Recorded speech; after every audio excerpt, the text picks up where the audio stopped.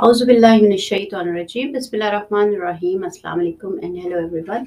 I'm FAIZA with a new show, Perspectives, and I hope you all are doing well. And may Allah bring the peace in this world and justice, and make us give us power to bring that justice and peace in this world through the true values of humanity and true values of prophetic mission as well. Today, the topic we are about to discuss is related to the encampment which is going on, started from the Colombia and then in France and UK, and there are so many other countries which are following the same thing. And in the universities, university students are standing up with the people of Palestine, people of Gaza, and when students are the participants of truth, and they are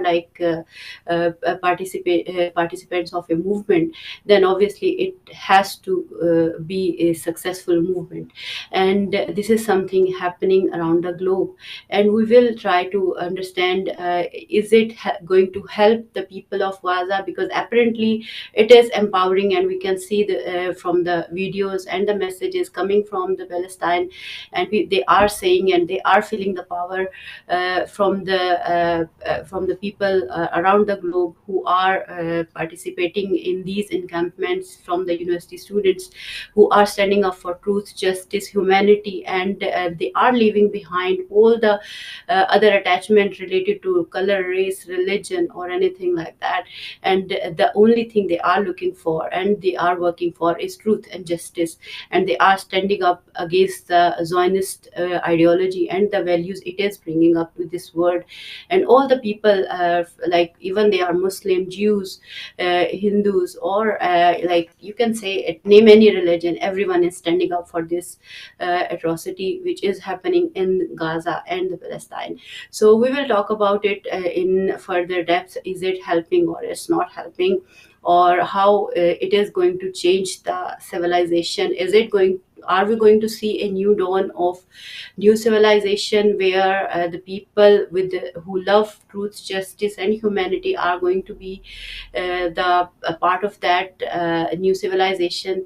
Or is it something it's not going to help, or is something we should not be thinking on? So we do have very, very prestigious guests with us, and we will move on to them. And we do have Mr. Clive Menzies, who is a researcher and researcher of the political economy and the human condition, and he blogs at our site .org. Thank you so much, Mr. Clive. I'm really honored to have you on the show, and thanks a lot for your time. And we do have Sister Nadia Sayed. She is a mother, she is an activist, and she is a counselor as well. And she is a wonderful psychologist as well. And she helps a lot in many ways. And you usually come on the shows and help us with her super advices. So I welcome you as well on the show. Thank you so much for your Thank you, time as well, Faiza. sister. And Mr. Clive, first of all, I would ask you and would like to ask you, first of all, the role of British politicians and the politician from the America, you can say, because we know elections are coming up, and everyone is trying to understand, okay, which party we should support and what should we do. So how do you see the relationship of Zionism and the British politicians, and how are they helping or not helping? And what people really should understand about these parties who are sitting in the you can say parliaments, and making rules and policies and laws and everything. So do you think they are really serving the people of Britain, for instance, or the America, or they are helping something else? What are your thoughts and your research, and how do you see this thing? Well, it should be clear to most people by now that anyone who pays attention will know that the politicians actually are dancing to the tune of their paymasters, because in the main, very few politicians manage to get into any position of power unless they are chosen and selected.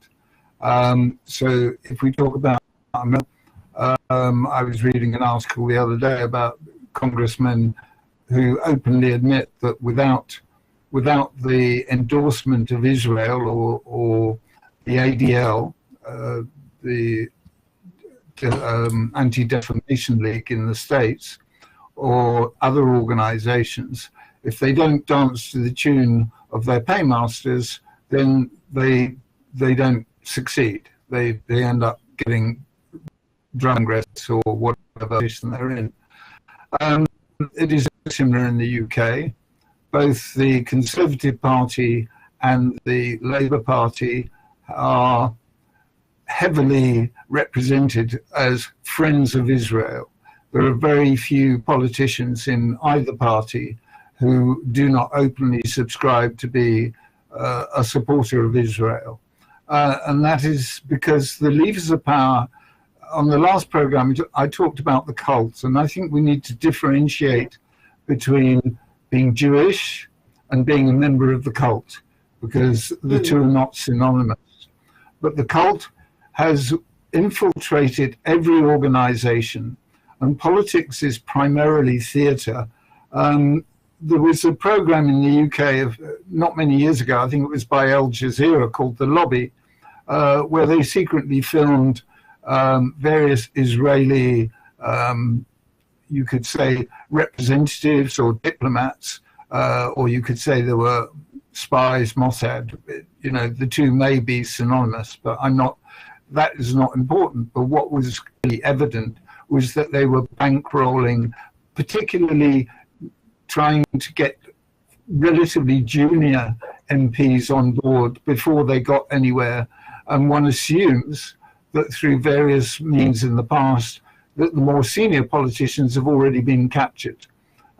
Certainly, if we go back to the around opening of the Iraq War in 2003, clearly Tony Blair was dancing to the tune of the cult, because the cult wanted to start these wars all over the place.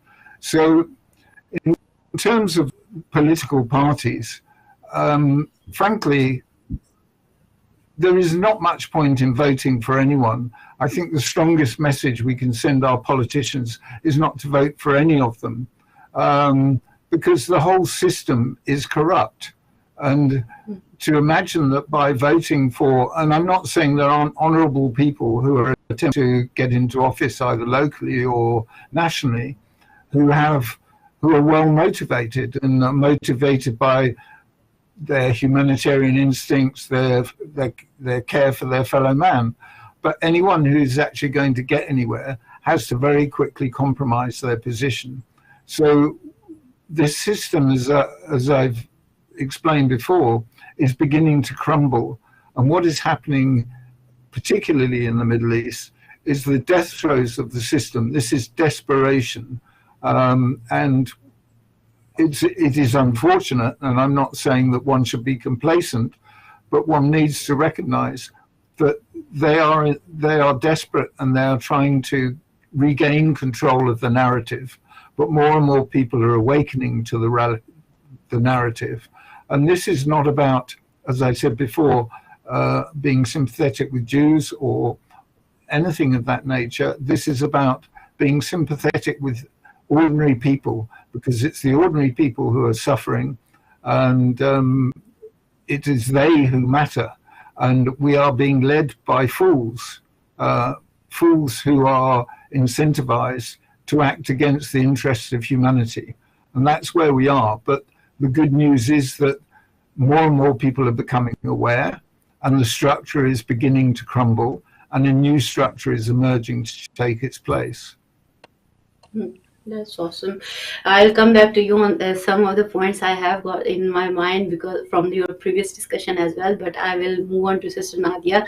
So Sister Nadia, what are your experiences as a participant of you are like participating in different types of protest, and what kind of people what kind of race, religion, and the kind of people you are meeting in these protests, and what kind of experience you have in that context. And being a mother, obviously, and being a woman, we all are a female is generally very sensitive to the matters and the things which are happening in, and the atrocities which are happening in the Gaza and the Palestine. But so how do you see the encampments which are going on in the universities, and the protests which are being held every weekend? So what did you learn from that, and what have you shared in these kind of protests?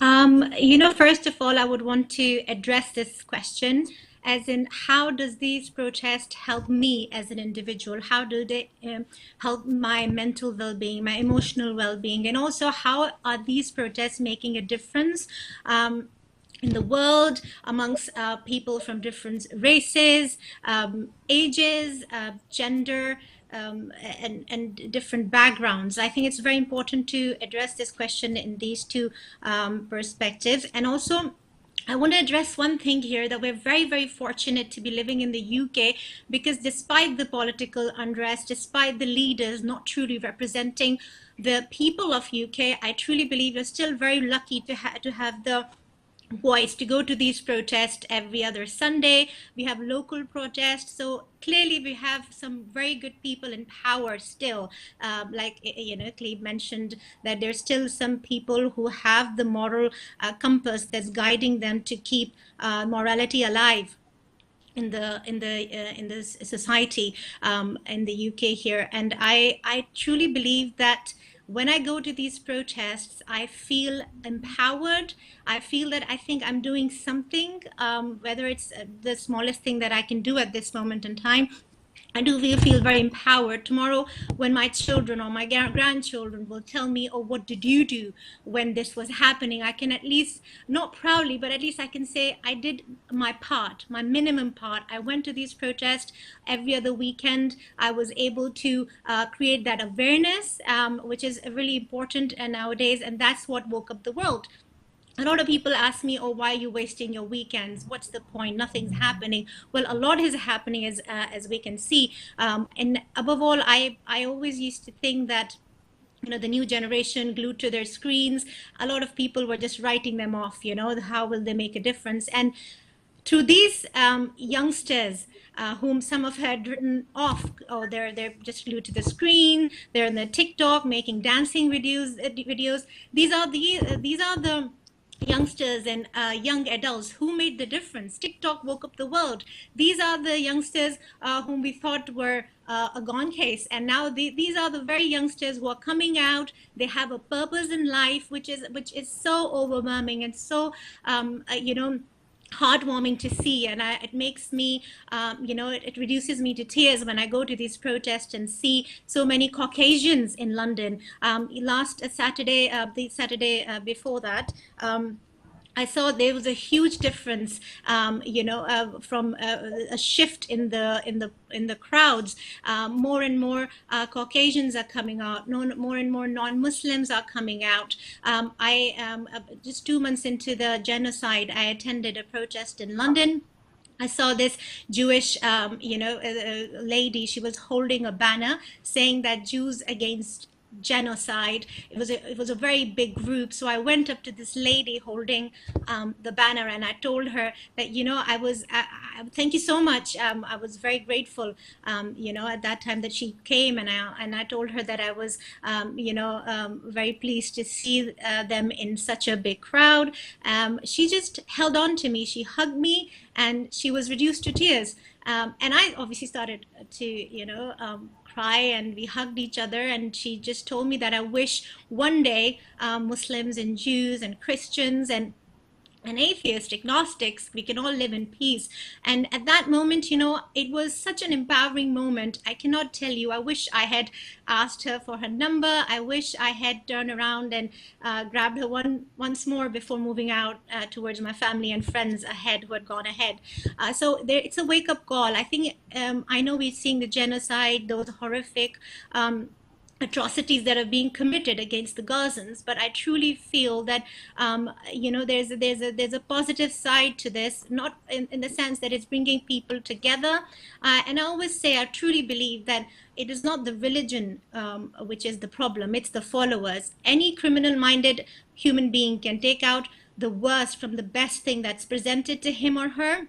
So I think nothing's wrong with the religion. A lot of people say, oh, it's the religion that is making people fight for land, fight for different causes. But I truly say it's not all the religions, the mainstream religions, they preach the same thing: treat others the way you want to be treated. And I truly believe that. Be patient during hardships, be grateful when you're blessed. So these are the, the very teachings of all the main religions in the world.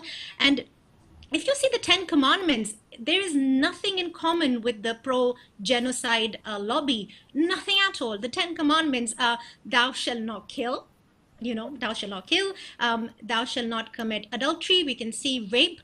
The IDF soldiers have been raping Palestinian women for the past 75 years. Thou shalt not steal. You're stealing the land, right? And the other, and one of the commandment is, thou shalt not bear false witness. And we can see how many times Israelis, I wouldn't say Israelis, because not all Israelis are pro-genocide. Not all Israelis are, against the Palestinians. I would like to use pro-genocide lobby, and they say, 40 decapitated, babies, or this and that. So their lies are being caught. And when you see these pro-genocide speakers on television or on these programs, you see that they don't really have a logical argument, a rational argument. They start shouting, they start screaming. All they say is Hamas, Hamas, Hamas, Hamas, Hamas, as we know. And we can clearly say that they're getting exposed themselves. Even a lot of Americans are coming out. People from Hollywood are saying, America is known for its Hollywood movies. And you say Avatar, Resistance is applauded. You see Divergent, which is one of the top movies in Hollywood. Divergent, everybody's on the side of the resistance.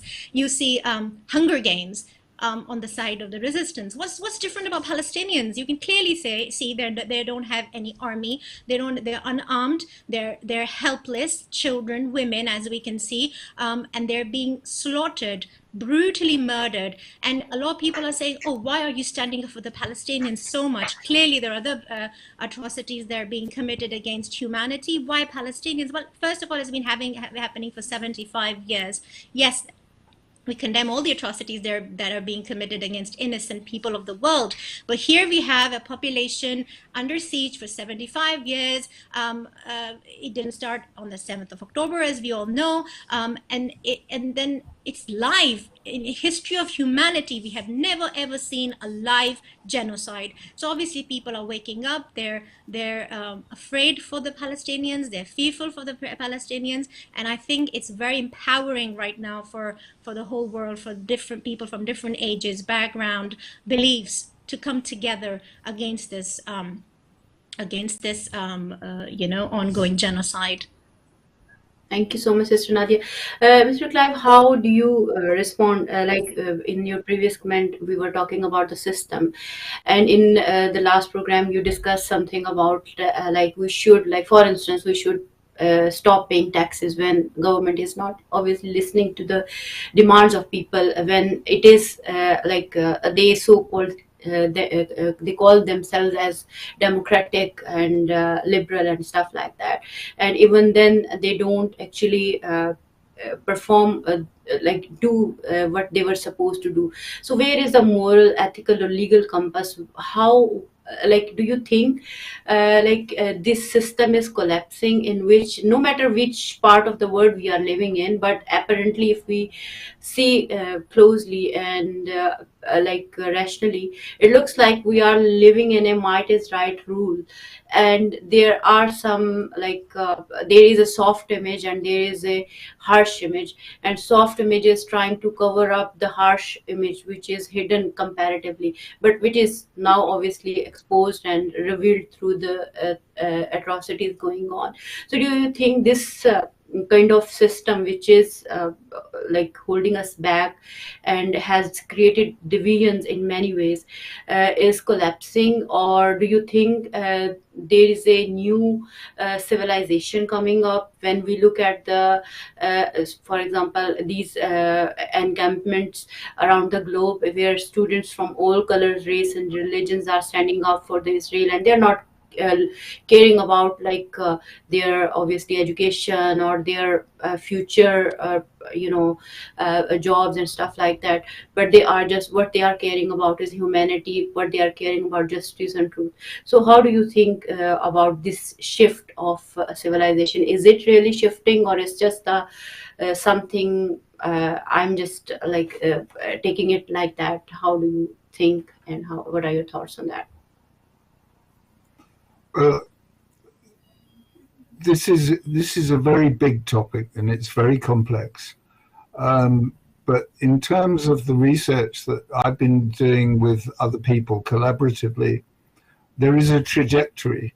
And as I think I said on the last program, this trajectory runs 2,500 years, and it's coming to its end. I think first I'd like to say something about protests, because when I started on this journey, I was part of the Occupy movement, and we were protesting, and even prior to that I was going out protesting about the atrocities in Gaza. This has been going on, visibly 75 years, but really the last 20 years, it has been appalling. It has been far more.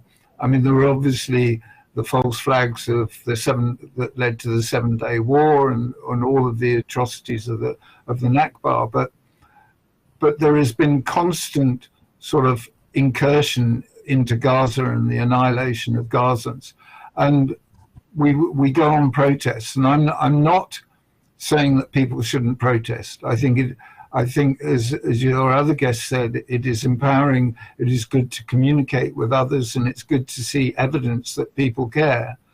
But actually, there is a sort of dark seam to these protests, and arguably, Mossad's motto used to be, "By deception shalt thou make war," and Lenin said, the way to deal with the opposition is to lead it.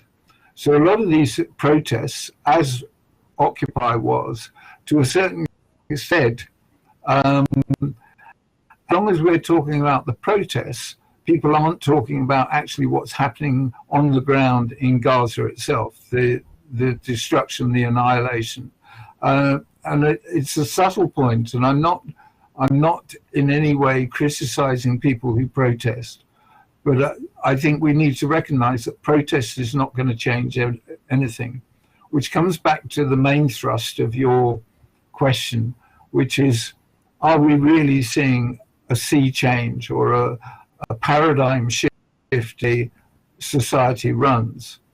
I think we're in the middle of it, which is why it seems so crazy at the moment.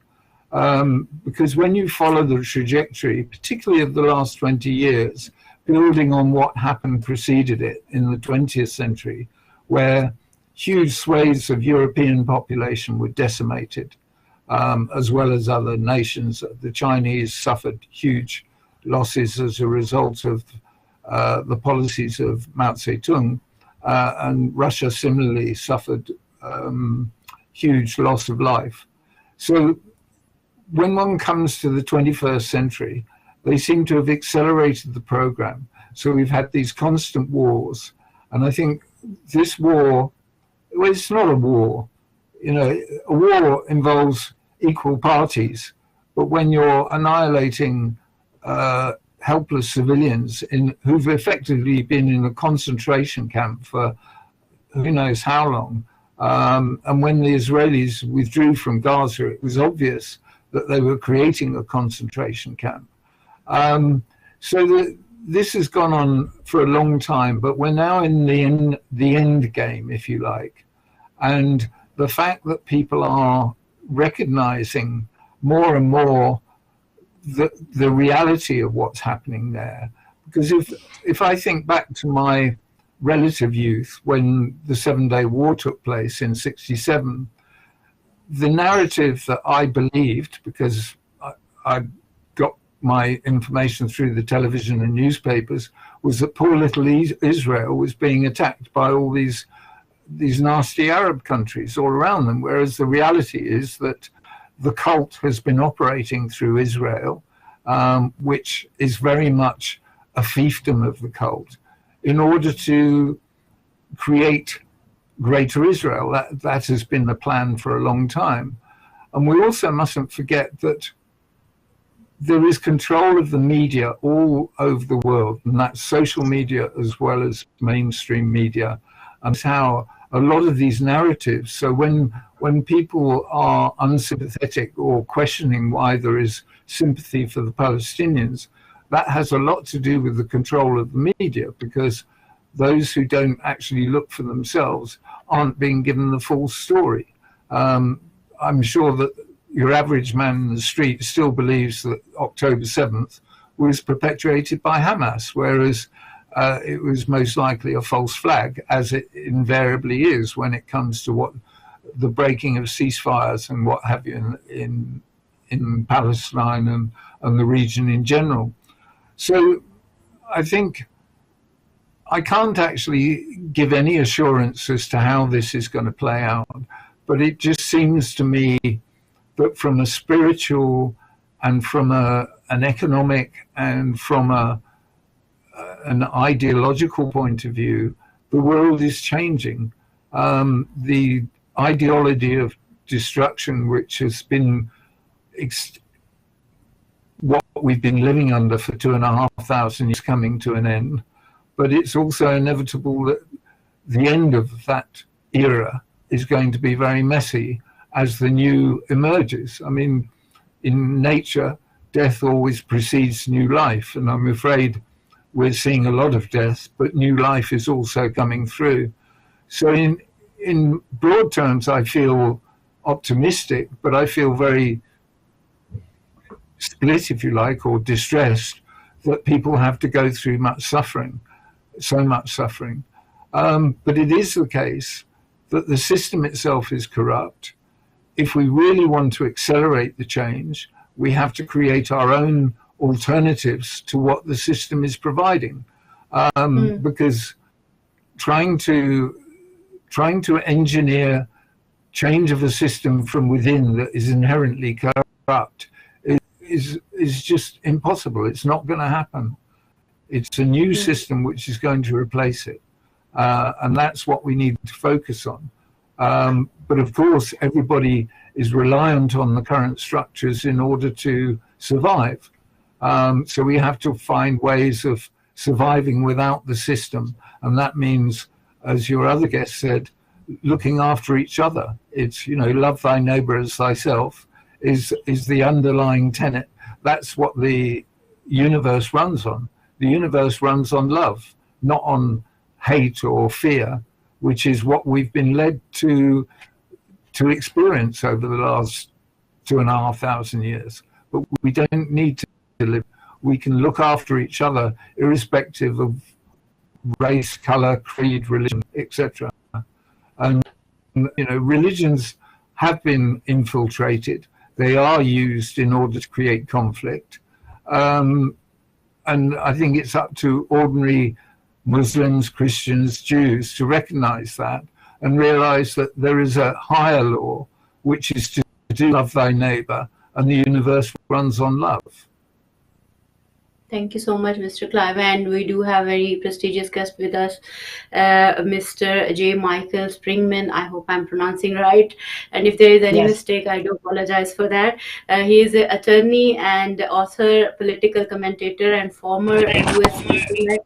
And thank you so much, sir, for joining us today on this important topic, which is related to student encampment. And we do also have Sister Sakina Daoji Datu over the call, and she is in Warwick University in UK, and she is covering over there and reporting from there as well.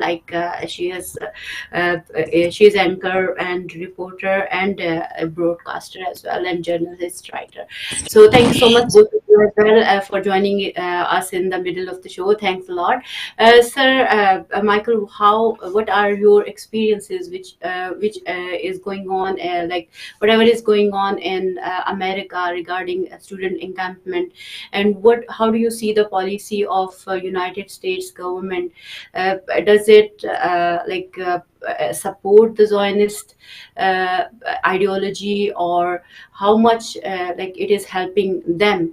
And because there is a huge amount of people who are paying taxes, who are living in that land and sharing their values in different ways. So when they are manipulated by the policies and laws they are making, it is obviously wrong. So how do you see the whole thing, and what are your thoughts on the current encampment going on? Well, I'm delighted to be here and have the opportunity of speaking to your audience and the viewers out there. I'm quite happy to do this. Regarding the student uprising against the outrages of Zionism in occupied Palestine, I am pleased and delighted and also dismayed to see exactly what is happening. There is a wildfire crossing the United States of student protests on campuses from big universities, from prestigious universities such as Columbia University in New York City, Yale in New Haven, Connecticut, and the University of California, Los Angeles, and a bunch of smaller schools in between. There's been protests at American University here in Washington, D.C., and George Washington University here in D.C. The difference, I think, between the George Washington protests and those across the rest of the country is that the Washington, D.C. Metropolitan Police refused to intervene unless crimes were being committed. But in New York City, in Texas, in California, and in other schools across the country, such as in Georgia, the police have been called out. The police have attacked the students with tear gas, with tasers. They've been arrested, they've been handcuffed, they've been thrown violently into paddy wagons and hauled off to jail. The universities are suspending students. They're claiming that if they don't dismiss the encampments and the protests, they will be expelled from school. So it is absolutely appalling when you look back just a few years. In 2020, you had race riots and vandalism and arson and looting all across the country, supposedly in support of the career criminal Floyd Austin in Minnesota. And the police and the cities and the governments did very little to contain this uprising. You had autonomous zones, essentially rebellious sections of Portland, Oregon and Seattle, Washington, declared that they were free of governmental control and it was a no-go area for the police. And today, of course, there is no such thing. The police are acting with extremist forces in the government, which are being driven by the Zionists, which are being driven by the Jews. And it's certainly hard to tell now the difference between Jews and Zionists. I've had Jews tell me that you can't be a Jew and a Zionist at the same time. Yet you look at the people who are big donors to these universities, and they're mostly Jews, and they're putting pressure on the schools, saying that if they don't stop the protests against the genocide in occupied Palestine, they will shut down the school's lifeline of money. And the schools, of course, are rolling over and saying, yes, yes, whatever you say, we will do what you tell us to, because we want to have money in our pockets. The Biden administration, I just saw an article just a few minutes ago, supports the attacks on the students. This is an entire contrast these days to what happened during the Vietnam War and constant demonstrations across the country, where students took over the campuses and said, no, we're not going to go off to Vietnam and die in a rice paddy. And we are opposed to the government doing this. And the government again got out of control and killed a number of students at Kent State University in Ohio by the National Guard, which is a division of the United States Army. These people were seen as heroes. And now we read the newspaper, the media, or the radio, and you get an entirely different view. These students are pampered. They are rich. They are people that are over the top in trying to get their student loans abolished. And now they're privileged and want to be regarded as serious in opposing the genocide in Palestine. And this is absolutely incomprehensible to me. The Jews in the United States brag about their control of the news media. Philip Weiss, the Jew who runs Mondo Weiss, a website that is very critical of the terrorist state of Israel, said at one time that when he was a journalist with a number of major news outlets, such as the New York Times and some others, most of the journalists he worked with were Jews. And the people above them who made the decisions on what went into the newspaper or on the radio or on the television station, they were Jews generally, and they blocked anything critical of the apartheid entity that styles itself Israel. So it's a absolutely horrible situation. I was sent a video, I don't know how much substance there is to it, but someone apparently tossed a bag of white mice into the encampment at the University of California at Los Angeles. And there was a suggestion that the mice were infected with an unknown substance, which may or may not be true. But we all know that Israel, besides its numerous atomic bombs measured in the hundreds, has a very well-developed biowarfare system, and conceivably they could have smuggled this stuff into the country and injected the mice with whatever it was and turned them loose among the students. We don't know. It remains to be seen what's going to come of this. But this certainly will not be broadcast on national television. It will not be picked up on the front page of the Washington Post or the New York Times or any other major newspaper in the country. So I think that the situation is getting out of control for the government and for the Zionists. You've got a situation where the students are saying and calling attention to the International Court of Justice's very weak charge of genocide to the apartheid entity. And the International Criminal Court in The Hague in the Netherlands is rumored to be considering arrest warrants for Netanyahu, or maybe Satanyahu, as some people call him, and other high officials of the Zionist government in occupied Palestine.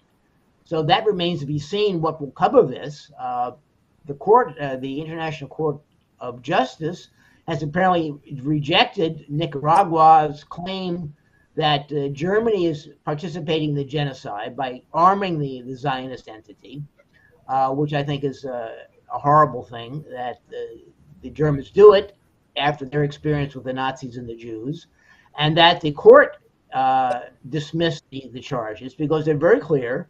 Germany and the United States and Britain are the major suppliers of weapons and support for the Zionist entity. So I don't know what to make of it other than it's a horrible situation.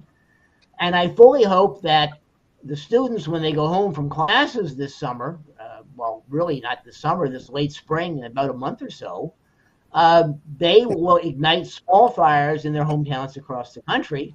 And when they come back to school in the fall, they will be re-energized to take up the cudgel against the Zionist monsters again, and this time in bigger and more forceful and more widely spread and more publicized and powerful demonstrations. I mean, it's clear that, for example, Ilan Pappé, in his book, The Ethnic Cleansing of Palestine, goes on for hundreds of pages demonstrating what the crazed Jews have done with Zionism beginning in the 19th century. Their massacres in the 20s and 30s, helped by the British, by the way, until the legal and apartheid entity of Israel was established in 1948. And since then, there have been tens of thousands, if not hundreds of thousands, of casualties since then. And he brought this out, and somehow the Jews and the Zionists and the rest of the American people don't seem to realize it. They have no concept of history. They can't remember what happened last week or what they had for breakfast this morning. So you've got a blank slate on which these crazed Zionists can write, and they're doing an excellent job of perverting information and news and ensuring that only the Zionist viewpoint is heard, that the Palestinians are always dismissed as terrorists, as traitors, as savages, as this, that, or the other, and they murder these poor, innocent Israelis who essentially have taken over the country and killed or seized the property of most of the inhabitants, or ejected them in 1948 in something like 750,000 of them, 85% of the population of Palestine. And this just doesn't come up in any kind of discussion. It's always the poor innocent Jews who are victims of discrimination and anti-Semitism, and they seem to forget that these people have done horrible crimes. I've met Nazis when I was in Germany, who I regard as a better class of people than these Zionists. But it's we're stuck with it, and hopefully things will change. I think that they can only go so far if they can't charge the International Court of Justice with anti-Semitism. They'll certainly try it with the International Criminal Court if they issue a warrant against Netanyahu and the rest of the Israeli government. So I think they've gotten to the point where they're losing the young people of America who don't get their news from Jew-controlled media like the New York Times or the Washington Post. They get it from alternative media, from TikTok, or from maybe Facebook. If Zuckerberg lets anything critical of Israel turn up. But they get it from things like The Cradle or RT or Press TV from Iran. And the Israelis are losing touch with what will become eventually the ruling class in America. And they will not probably, inshallah, be able to deal with the changing attitude that they have created themselves in America. So we're going to have to wait. And unfortunately, waiting is going to kill more people and harm more students who are trying to do, for once, the right thing in the United States. That's great. Thank you so much for your experience you shared and the information and the whole analysis you have shared with us. We do have with us Sister Sakina Datu as well. Sister Sakina, are you here with us and you can hear me properly? I can hear you, sister. I hope the voice is going properly. Can you speak up once more, please? I'm here. I can hear you.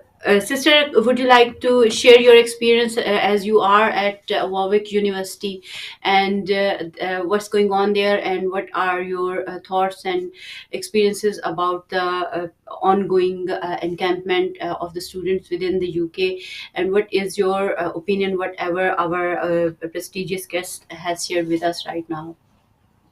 So I was covering the encampment at the University of Warwick today. Now these have been going on. One of the universities here in the UK. All these universities have been inspired by what is happening in the United States. So speaking to students, they have been saying that they have been doing protests and rallies, but they have been thinking of doing something more, and watching what is happening in the United States gave them the inspiration to also, go ahead and do the encampment.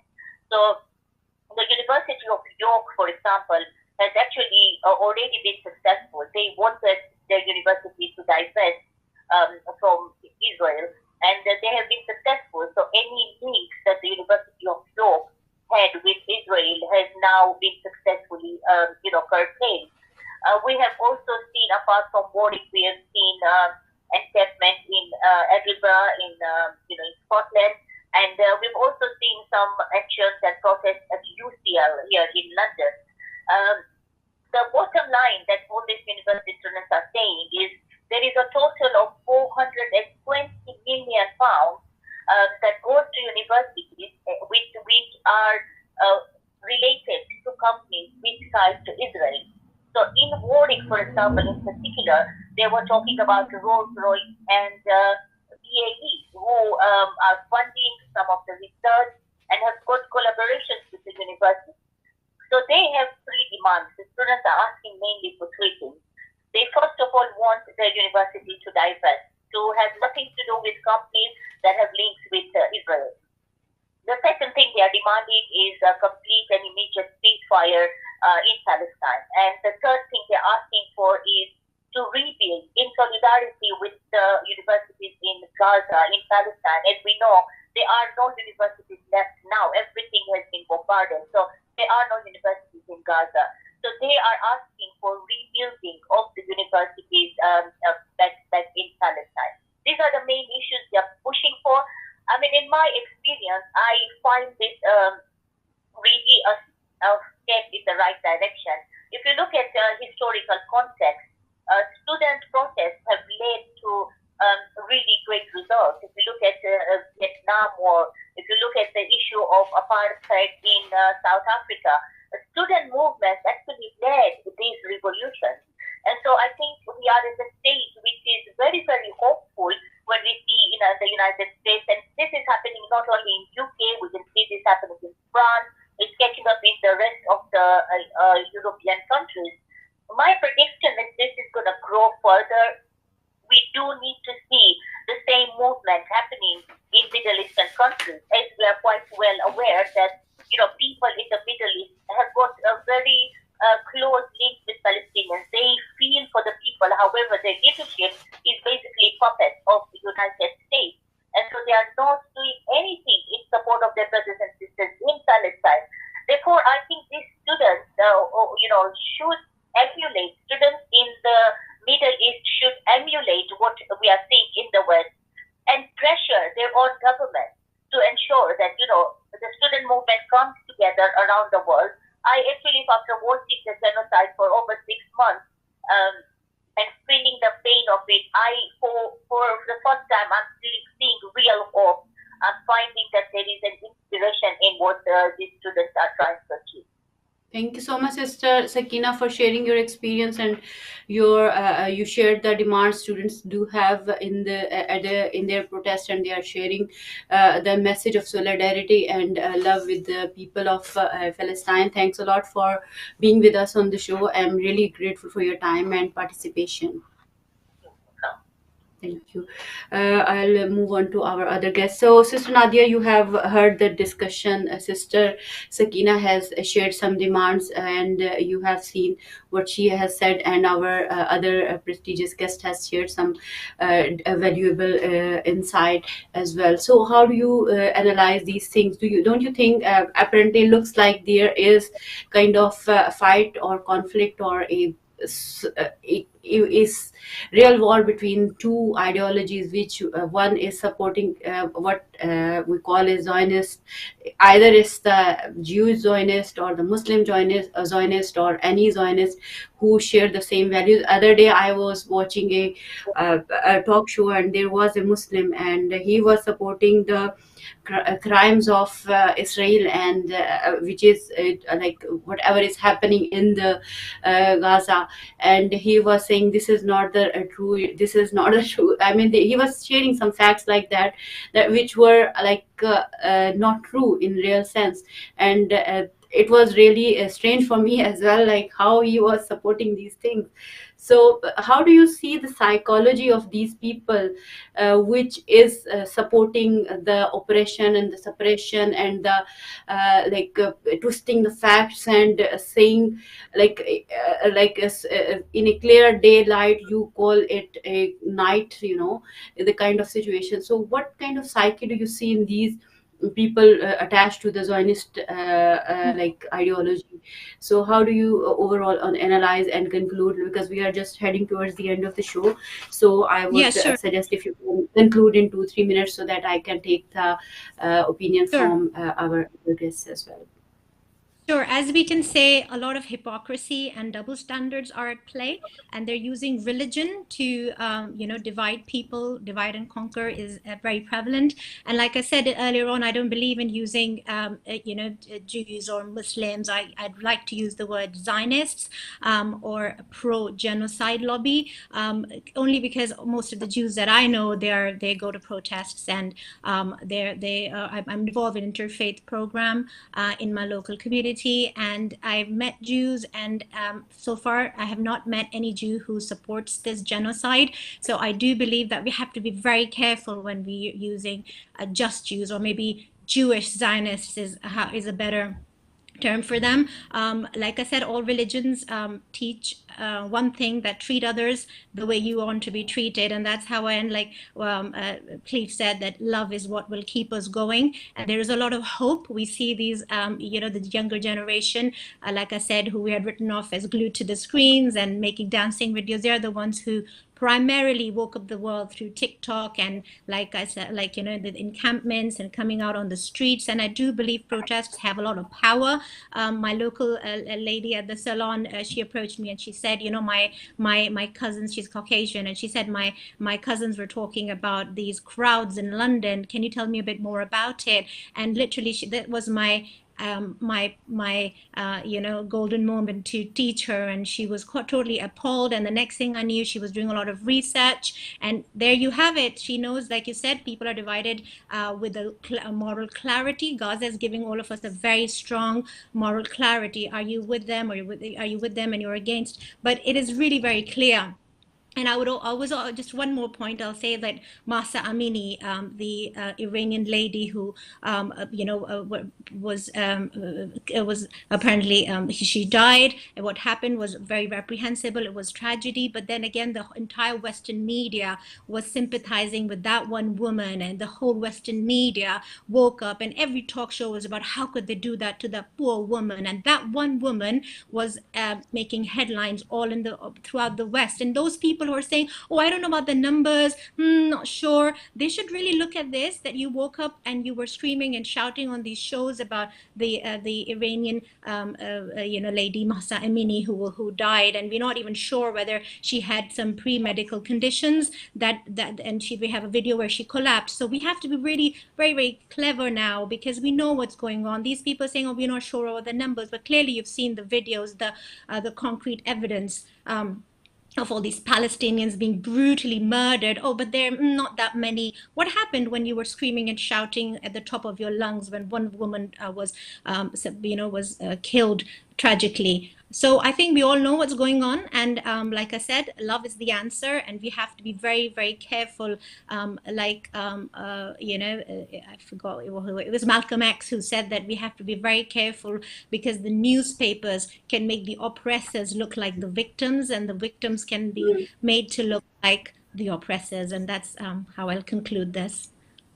But it was very interesting discussion. Yeah. Mr. Clive, how would you conclude the whole discussion? What is your special message, especially for the people who are going to participate and support support in local elections at the moment, whatever is going on around us?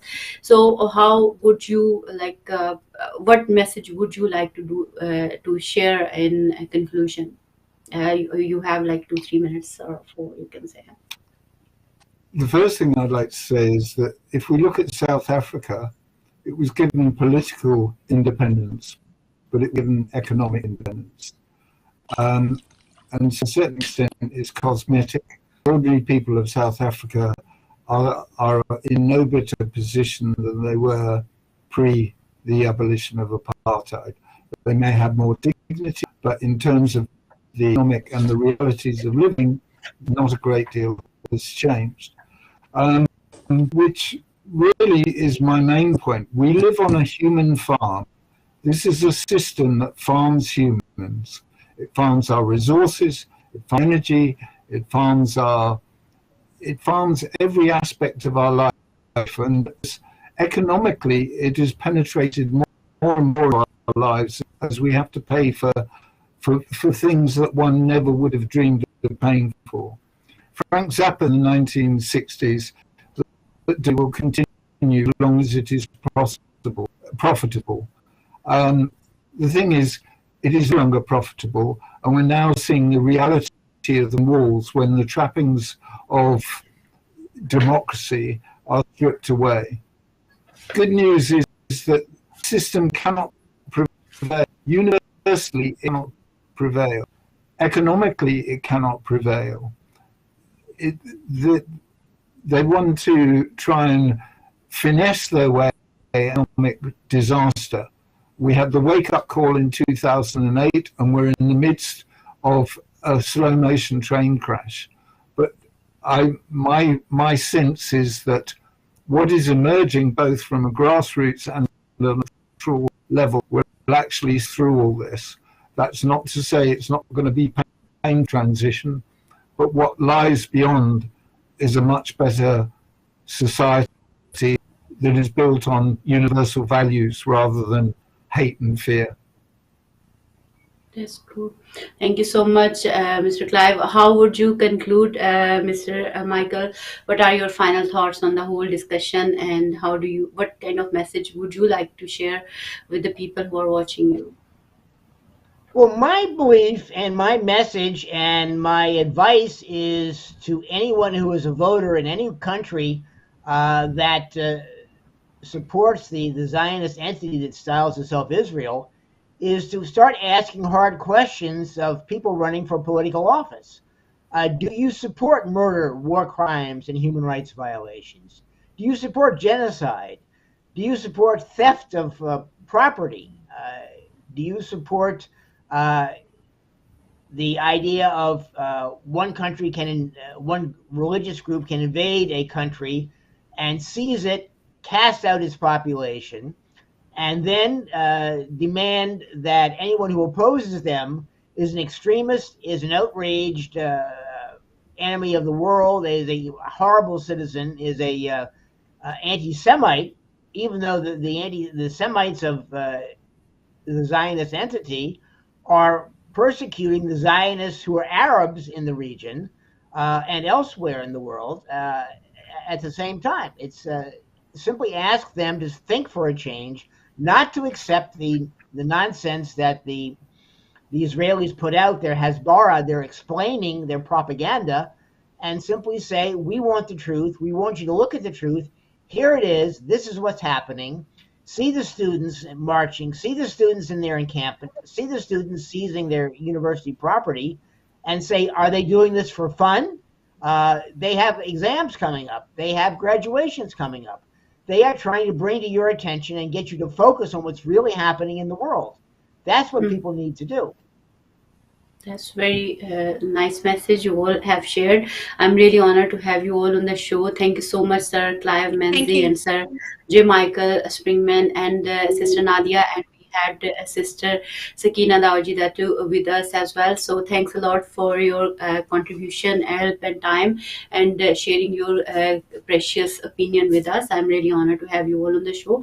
To the viewers, I would just say and suggest as that this delay is justice denied. So we all have to work for truth and justice, and we all have to, as our prestigious guest has suggested, we all have to work for humanity, love, and work for the values which are supported by law, which are supported by our human conscience, so that we can flourish, and we could work for justice, truth, and humanity, and could bring peace and positivity on this earth. Thank you so much all, and thank you so much for watching, and I'll take a leave now, and inshallah we'll see you next week. Allah Hafiz.